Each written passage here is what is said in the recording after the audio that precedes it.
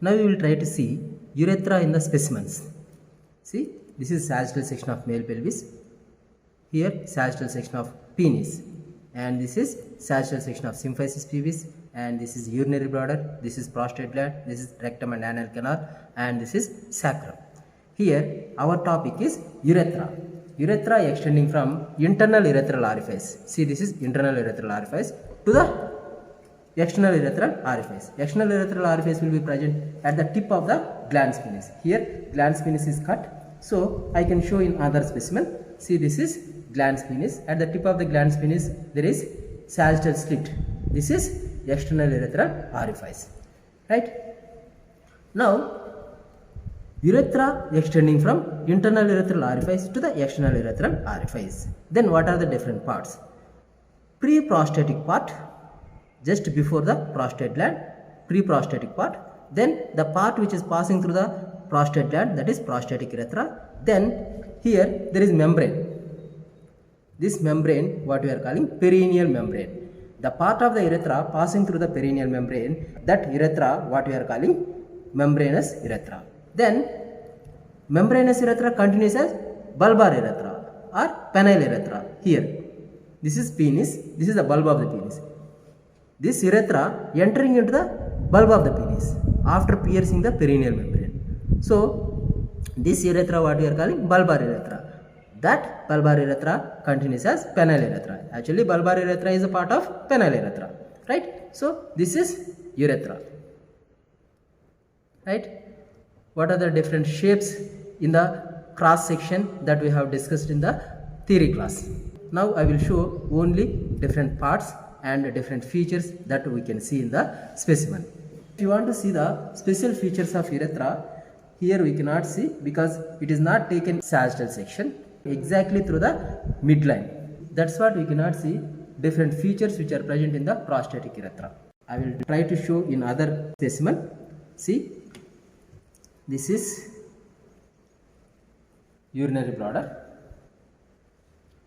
Urinary bladder continues as urethra. So what is this? Internal urethral orifice, right? Internal urethral orifice extends down as pre-prostatic urethra. Is it? See, this is prostate gland. This is prostate gland. We have taken the sagittal section so that here you can see one sphincter here. See, smooth muscle fibers are surrounding this sphincter, what we are calling internal urethral sphincter, which is surrounding the pre-prostatic urethra. Then after pre-prostatic urethra, this part of the urethra what we are calling prostatic urethra. See, this part is prostatic urethra. This prostatic urethra is most wider part. Length is only 3 to 4 centimeters. Then this is posterior wall. This is posterior wall. See, this is posterior wall. In the posterior wall, we can observe one crest here. See, this is median longitudinal fold. This median longitudinal fold, what we are calling urethral crest. Is it? At the middle of the urethral crest, you can see one oval elevation. This oval elevation, what we are calling colliculus seminalis. Into the colliculus seminalis, there will be opening of 3 structures here. See, what is this?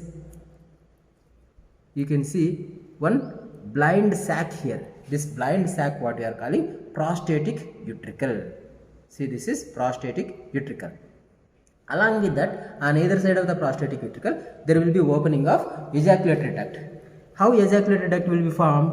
See, this is vas deferens and this is seminal vesicle. Ducts of seminal vesicles and vas deferens united and forms ejaculatory duct, right? So that ejaculatory duct opening on the colliculus seminalis into the urethra. Which urethra? Prostatic urethra, right? Then see, I am keeping forceps in the one sulcus which is present on either side of the urethral crest. This sulcus or this groove what we are calling urethral sinus. What is it? Urethral sinus.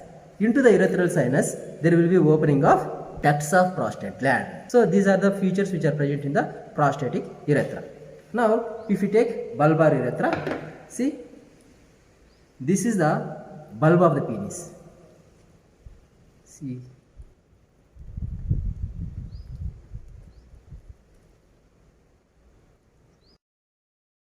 actually this is continuation, it will be like this, right?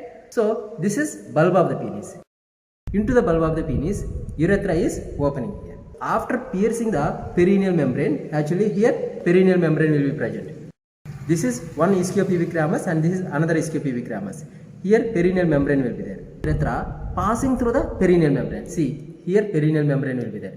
After passing through the perineal membrane, it enters into bulb. See here, it is entering into the bulb of the penis. That means it is passing through the corpus spongiosum and at the tip it comes out as external urethral meatus or external urethral orifice. The part of the urethra passing through the penis, this part what we are calling penile urethra, right? Or we can also call as phallic part of the urethra, or we can also call as spongy part of urethra.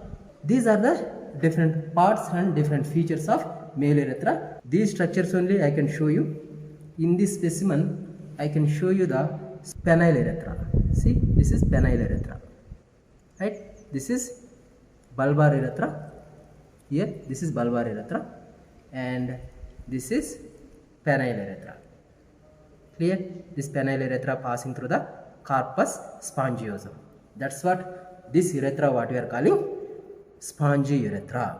Here you can see some pits or recesses within the urethra. Those recesses what we are calling urethral lacunae.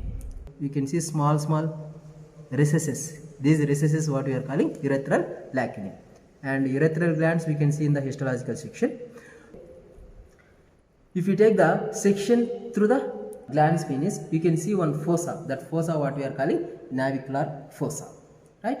So one fossa will be present in the bulb. That fossa what we are calling bulbar fossa, and another fossa will be present, or another dilatation will be present in the glans penis, that is navicular fossa. I will try to show in another specimen. See, this is the tip of the glans penis. So here there is a dilatation. This dilatation what we are calling navicular fossa.